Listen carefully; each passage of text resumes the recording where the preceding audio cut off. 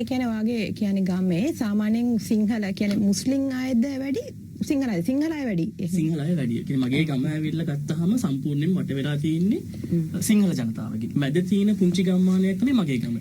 පවුල් සාමාන්‍යයෙන් පවුල් ගත්තාම පවුල් 200කට වගේ පිරිසක් තමයි ඉන්නේ. ඒ කියන්නේ මුස්ලිම් අය 200. 200ක් වගේ ඉන්නේ.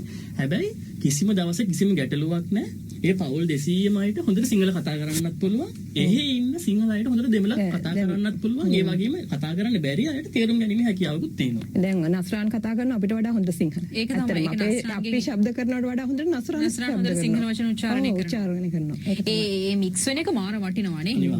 ඒ මික්ස් වෙන එක තමයි ලංකාවට ඇත්තටම මදි. ලංකාවේ මේ අපි හැමෝම පොඩි කාලේ එක්ක සිංහල පාසල් වලට යනවා සිංහල ළමයින්ට මුස්ලිම් පාසල් වලට යනවා මුස්ලිම් ළමයින්ට දෙමළ ළමයින්ට මුස්ලිම් පාසල්.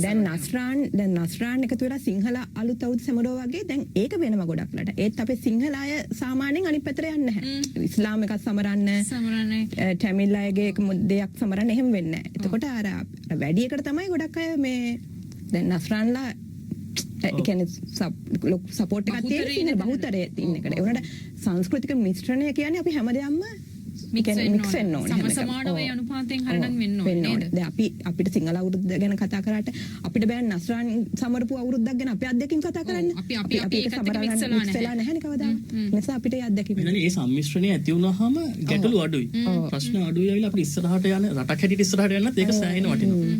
අනික ලංකාවේ මේ ගොඩක් ප්‍රශ්න ඇතිලා තියෙන්නේ ඒ විදිහට මිශ්‍ර වෙන්නේ නැති එකත් එක තමයි. අනිවාර්යයෙන්. නස්රාන්ගේ අත්දැකීම